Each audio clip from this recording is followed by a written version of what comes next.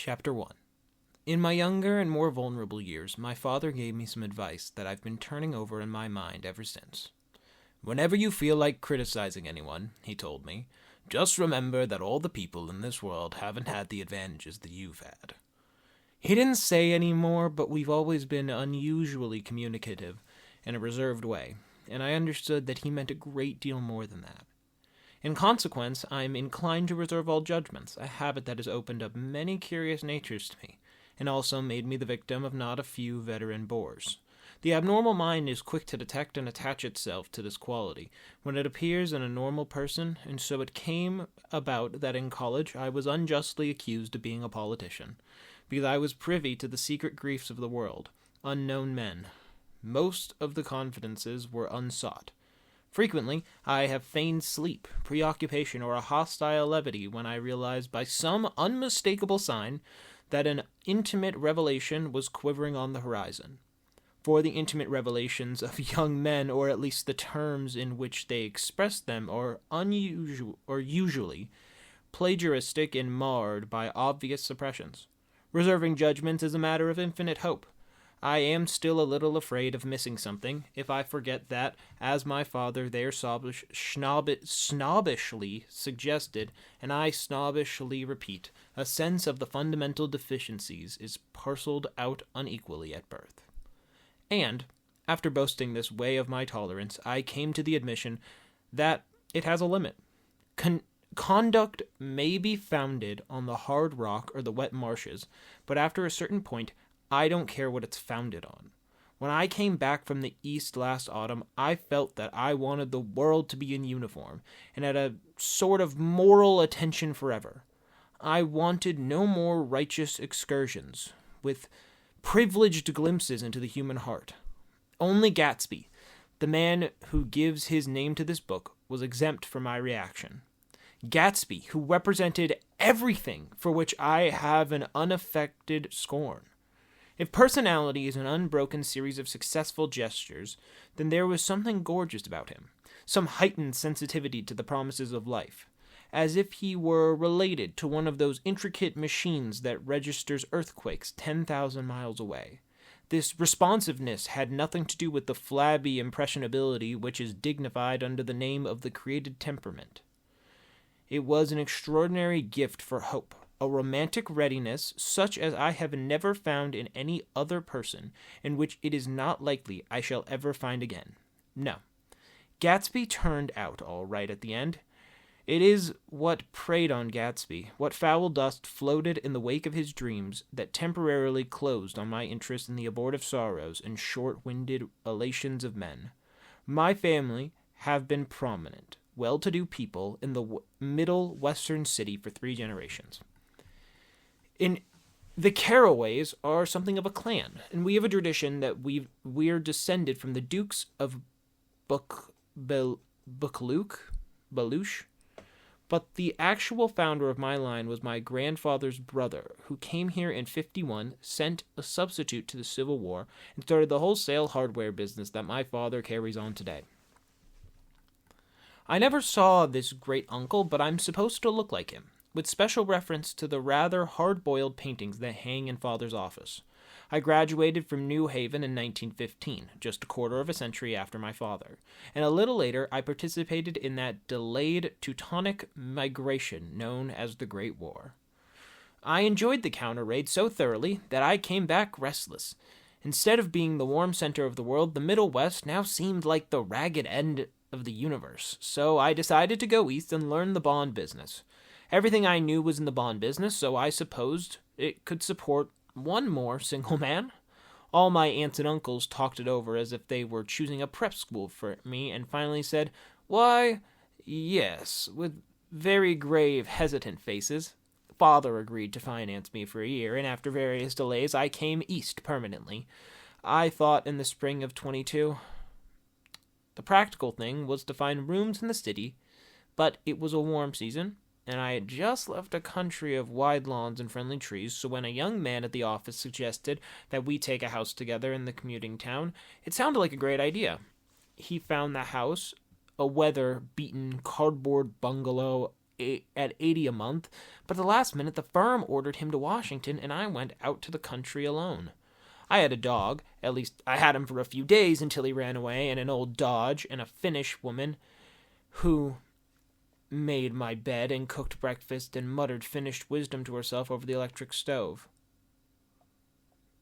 It was lonely for a day or so until one morning some man more recently arrived than I stopped me on the road. "How do you get to West Egg Village?" he asked helplessly. I told him, and as I walked on, I was lonely no longer. I was a guide, a pathfinder, an original settler. He had casually conferred on me the freedom of the neighborhood, and so, with the sunshine and the great bursts of leaves growing on the trees just as things grow in fast movies, I had the familiar conviction that life was beginning over again with the summer. There was so much to read, for one thing, and so much fine health to be pulled down out of the young, breath-giving air. I bought a dozen volumes on baking and credit and investment securities, and they stood on my shelf in red and gold, like new money from the mint, promising to unfold the shining secrets that only Midas and Morgan and Maecenas knew. And I had the high intention of reading many other books besides.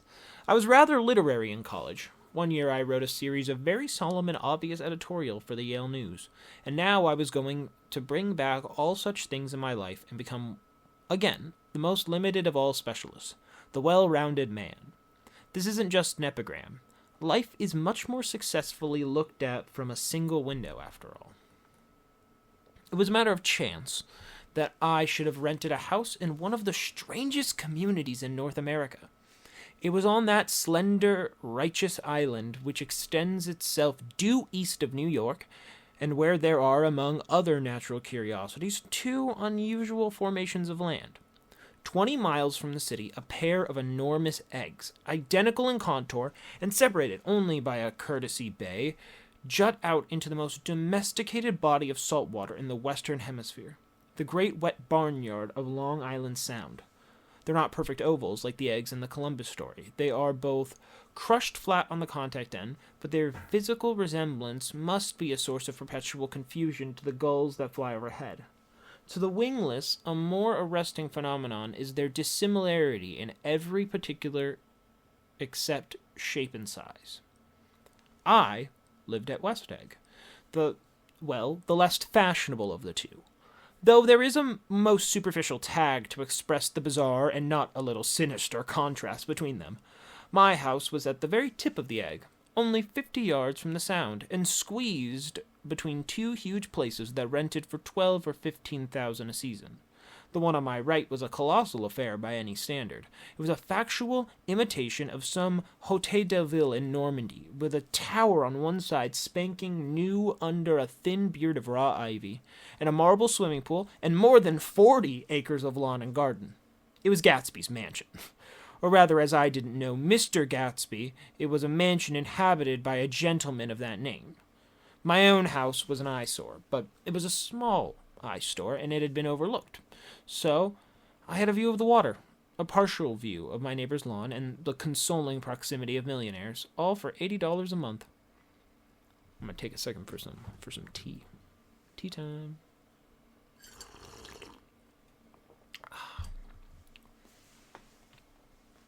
Across the Courtesy Bay, the white palaces of fashionable East Egg glittered along the water, and the history of the summer really begins on the evening I drove over there to have dinner with the Tom Buchanans. Daisy was my second cousin once removed, and I'd known Tom in college, and just after the war I spent 2 days with them in Chicago. Her husband, among various physical accomplishments, had been one of the most powerful ends that ever played football at New Haven. A national figure in a way, one of those men who reach such an acute, limited excellence at 21 that everything afterwards savors an anti-climax. His family were enormously wealthy, even in college. His freedom with money was a matter for reproach. But now he'd left Chicago and come east in a fashion that rather took your breath away. For instance, he brought down a string of polo ponies from Lake Forest. It was hard to realize that a man in my own generation was wealthy enough to do that. Why they came east, I don't know. They'd spent a year in France for no particular reason, and then drifted here and there unrestively, wherever people played polo, and were rich together. This was a permanent move, said Daisy over the telephone, but I didn't believe it. I had no sight into Daisy's heart, but I felt that Tom would drift on forever, seeking a little wistfully for the dramatic turbulence of some irrecoverable football game. And so it happened that on a warm, windy evening I drove over to East Egg to see two old friends whom I scarcely knew at all. Their house was even more elaborate than I expected, a cheerful red and white Georgian colonial mansion overlooking the bay. The lawn started at the beach and ran toward the front door for a quarter of a mile, jumping over sundials and brick walls and burning gardens. Finally, when I reached the house, drifting up the side in bright vines, as though from the momentum of its run. The front was broken by a line of French windows, glowing now with reflected gold and wide open to the warm, windy afternoon. And Tom Buchanan, in riding clothes, was standing with his legs apart on the front porch. He had changed since his New Haven years. Now he was a sturdy, straw-haired man of 30, with a rather hard mouth and a supercilious manner. Two shining, arrogant eyes that established dominance over his face and gave him the appearance of always leaning aggressively forward. Not even the effeminate swank of his riding clothes could hide the enormous power of that body.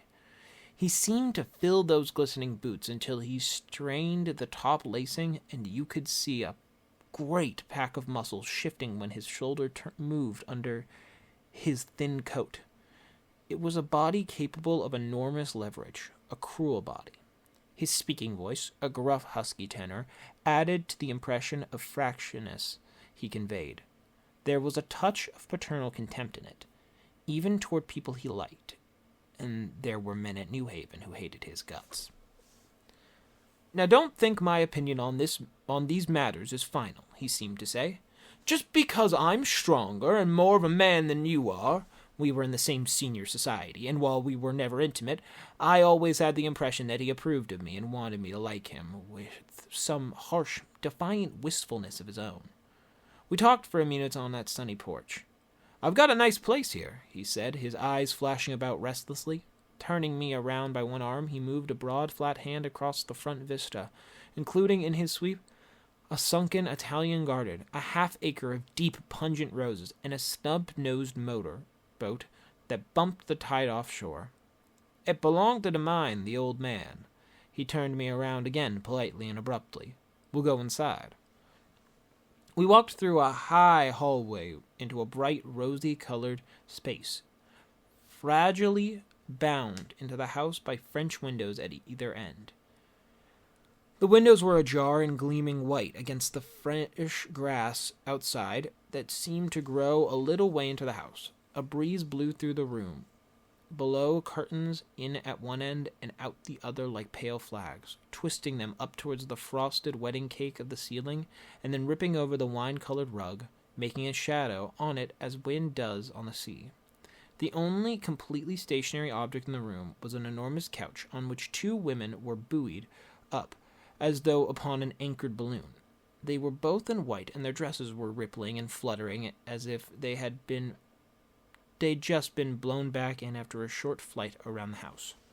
I must have stood for a few moments listening to the whip and the snap of curtains and the groaning of a picture on the wall. Then there was a boom as Tom Buchanan shut the rear windows, and the caught wind died out about the room, and the curtains and the rugs, and the two young ladies ballooned slowly to the floor. The younger of the two was a stranger to me.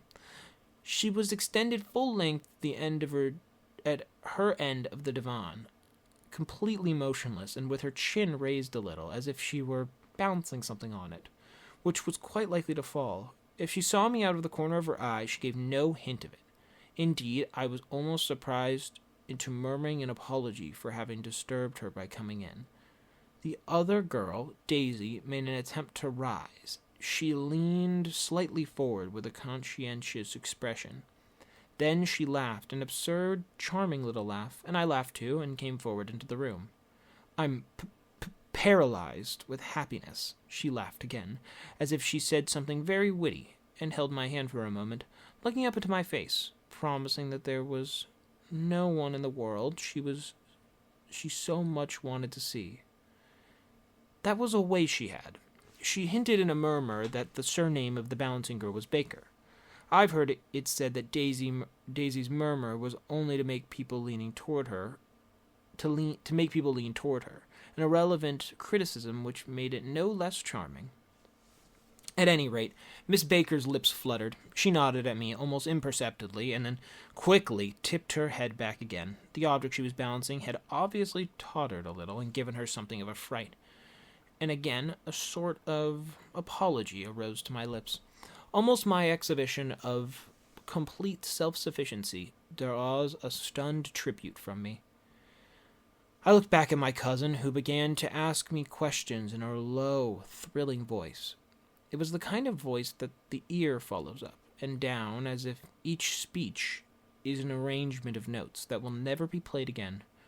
Her face was sad and lovely, with bright things in it, bright eyes and a bright, passionate mouth, but there was an excitement in her voice that men who had cared for her found difficult to forget. A singing convulsion, a whispered listen, a promise that she had done gay, exciting things just a while since, and that they were gay, exciting things hovering in the next hour. I told her how I had stopped off in Chicago for a day on my way east, and had a dozen people had sent their love through me. Do they miss me? She cried ecstatically. The whole town is desolated. All the cars have the left rear wheel painted black as a mourning wreath, and there's a persistent wail all night through the North Shore. How gorgeous! Let's go back, Tom, tomorrow.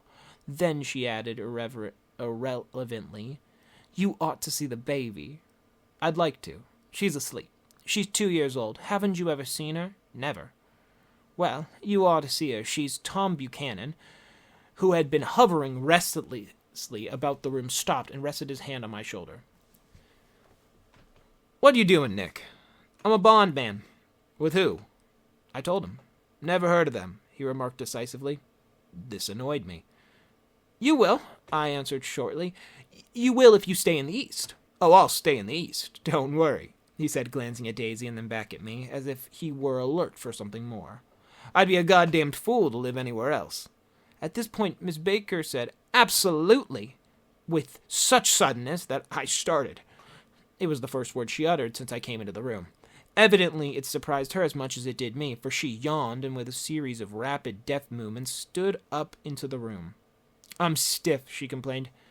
I've been lying on that sofa for as long as I can remember. Don't look at me, Daisy retorted. I've been trying to get you to New York all afternoon. No thanks, said Miss Baker to the 4 cocktails just in the pantry. I'm absolutely in training. Her host looked at her incredulously. You are? He took down his drink as if it were a drop in the bottom of a glass.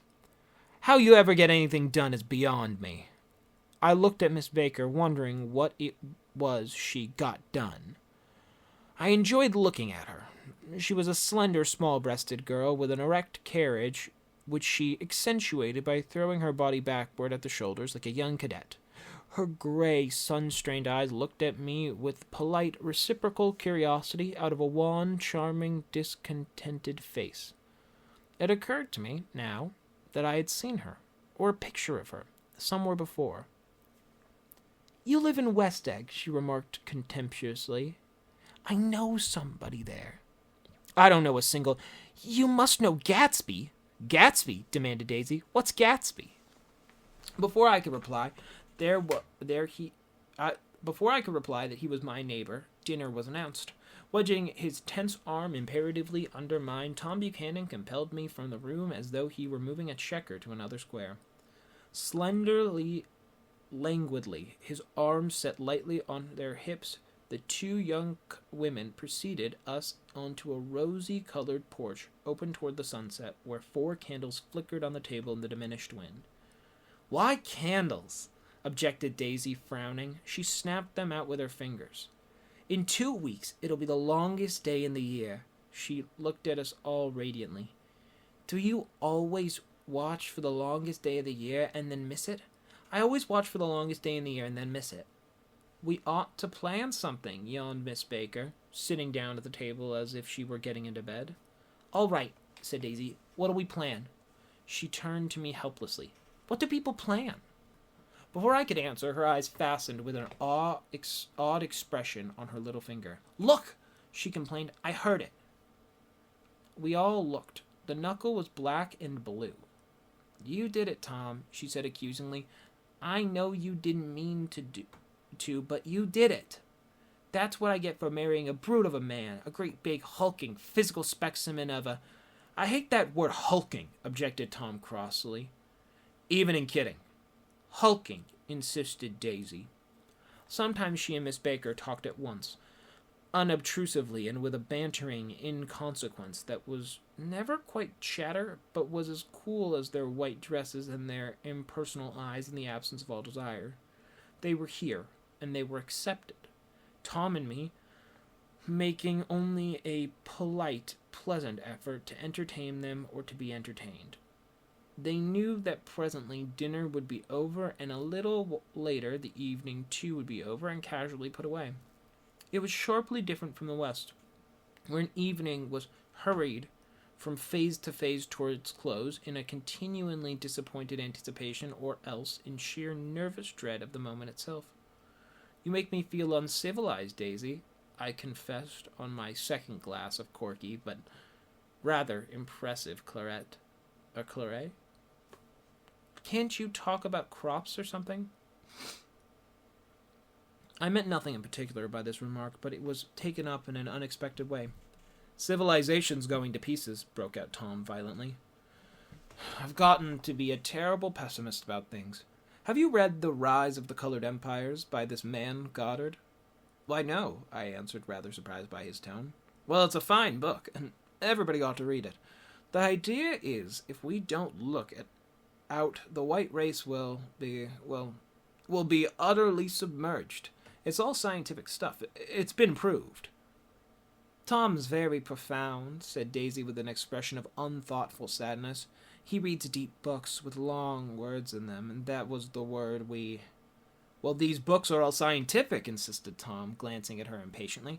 This fellow has worked out the whole thing. It's up to us, who are the dominant race, to watch out, or these other races will have control of things. We've got to beat them down, whispered Daisy, winking ferociously towards the fervent sun.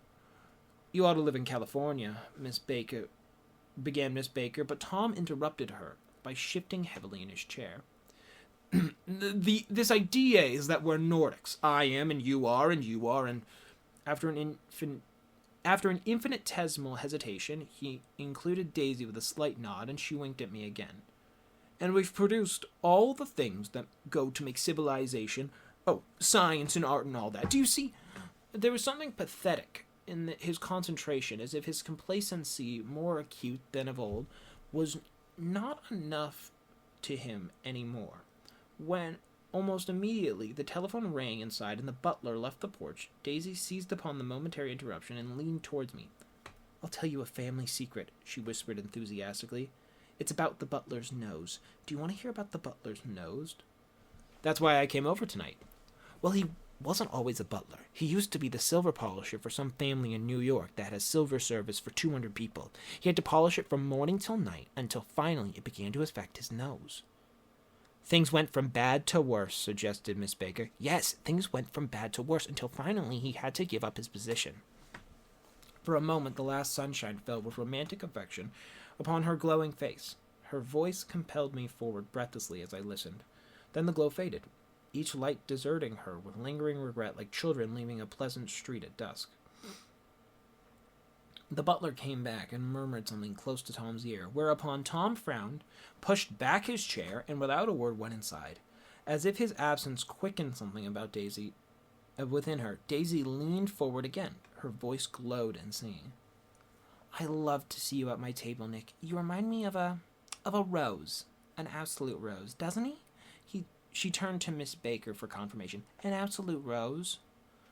This was untrue. I'm not even faintly like a rose. She was only extemporizing, with a stirring warmth flowed from her as if her heart was trying to come out to you concealed in one of those breathless, thrilling words.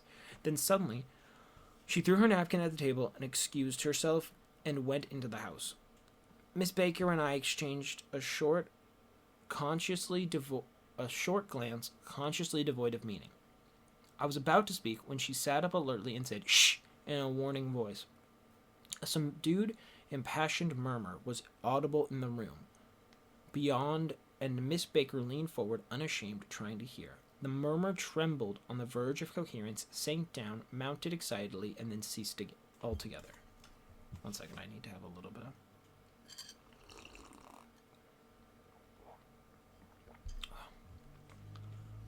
"This Mr. Gatsby you spoke of is my neighbor," I said. "Don't talk. I want to hear what happens." "Is something happening?" I inquired innocently. "You mean to say you don't know?" said Miss Baker, honestly surprised. "I thought everybody knew." "I don't." "Why," she said hesitantly, "Tom's got some woman in New York." "Got some woman?" I repeated blankly. Miss Baker nodded. "She might have the decency not to telephone him at dinner time, don't you think?" Almost before I had grasped her meaning, there was the flutter of a dress and the crunch of leather boots, and Tom and Daisy were back at the table. "It couldn't be helped," cried Daisy with tense gaiety. She sat down, glanced searchingly at Miss Baker and then at me, and continued, "I looked outdoors for a minute, and there's very romantic outdoors. There's a bird on the lawn that I think must be a nightingale come over from the Cunard, or White Star Line. She's singing away," her voice sang. "It's romantic, isn't it, Tom?"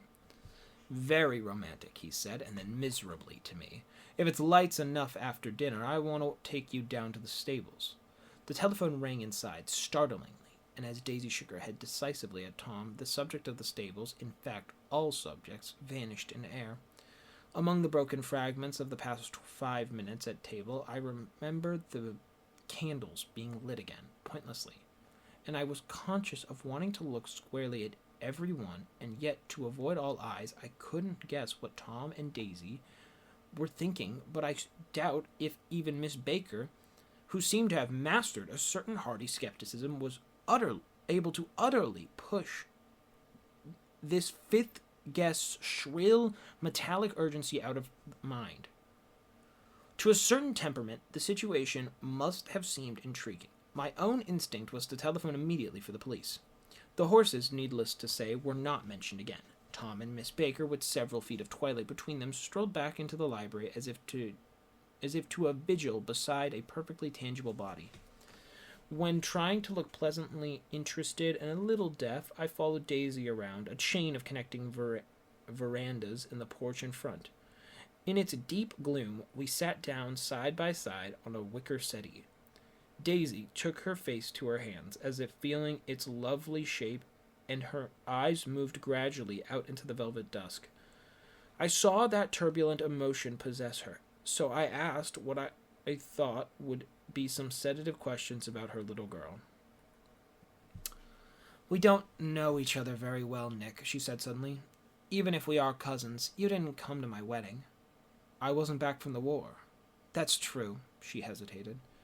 "Well, I've had a very bad time, Nick, and I'm pretty cynical about everything." Evidently, she had reason to be. I waited, but she didn't say any more, and after a moment I returned rather feebly to the subject of her daughter. "I suppose she talks and eats and everything?" "Oh, yes." She looked at me absently. "Listen, Nick, let me tell you what I said when she was born. Would you like to hear?" "Very much." "I'll show you how I've gotten to feel about things. Well, she was less than an hour old, and Tom was God knows where. I wake up out of the ether with an utterly abandoned feeling, and asked the nurse right away if it was a boy or a girl. She told me it was a girl, and so I turned my head away and wept. 'All right,' I said. 'I'm glad it's a girl, and I hope she'll be a fool. That's the best thing a girl can be in this world, a beautiful little fool.' You see, I think everything's terrible, anyhow," she went on in a convinced way. Everybody thinks so. The most advanced people. And I know. I've been everywhere and seen everything and done everything. Her eyes flashed around her in a defiant way, rather like Tom's, and she laughed with thrilling scorn. Sophisticated! God, I'm sophisticated! The instant her voice broke off, ceasing to compel my attention, my belief, I felt the very insecurity of what she had said. It made me uneasy, as though the whole evening had been a trick of some sort to exact a contributory emotion from me. I waited, and sure enough, in a moment she looked at me with an absolute smirk on her face, as if she had asserted her membership in a rather distinguished secret society to which she and Tom belonged. Inside the prison room, bloomed with light, Tom and Miss Baker sat at the end of the long couch, and she read aloud to him the Saturday Evening Post. The words, murmurous and unflected, running together in a soothing tone, the lamplight bright on his boots and dull on the autumn leaf yellow of her hair, glinted along the paper as she turned a page with a flutter of slender muscles in her arms. When she came in, she held us silent for a moment with a lifted hand. To be continued, she said, tossing the magazine on the table, in our very next issue. Her body asserted itself with a restless movement of her knee, and she stood up. 10 o'clock, she remarked, apparently finding the time on the ceiling. Time for this good girl to go to bed. Jordan's going to play in the tournament tomorrow, explained Daisy. Over at Westchester. Oh, you're Jordan Baker? I knew now why her face was similar. Its pleasing, contemptuous expression had looked out at me from many rotogravure pictures of the sporting life at Asheville and Hot Springs and Palm Beach. I had heard some story of her, too. A critical, unpleasant story, but what it was I had forgotten long ago. Good night, she said softly. Wake me at 8, won't you? If you'll get up. I will. Good night, Mr. Carraway. See you anon. Of course you will, confirmed Daisy. In fact, I think I'll arrange a marriage. Come over often, Nick, and I'll sort of, fling you together. You know, lock you up accidentally in linen closets and push you out to sea in a boat and all that sort of thing. Good night, called Miss Baker from the stairs. I haven't heard a word. She's a nice girl, said Tom after a moment. They oughtn't to let her run around the country this way. Who oughtn't to? Inquired Daisy coldly. Her family. Her family is one aunt about 1,000 years old. Besides, Nick's going to look after her, aren't you, Nick? She's going to spend lots of weekends out here this summer. I think the home influence will be very good for her. Daisy and Tom looked at each other for a moment in silence. Is she from New York? I asked quickly. From Louisville. Our white girlhood was passed together there. Our beautiful white. Did you give Nick a little heart-to-heart talk on the veranda? Demanded Tom suddenly. Did I? She looked at me. I can't seem to remember, but I think we talked about the Nordic race. Yes, I'm sure we did. It sort of crept up on us, and first thing you know, don't believe everything you hear, Nick, he advised me. I said lightly that I had heard nothing at all. A few minutes later, I got up to go home. They came to the door with me and stood side by side in a cheerful square of light. As I started my motor, Daisy preemptively called, Wait!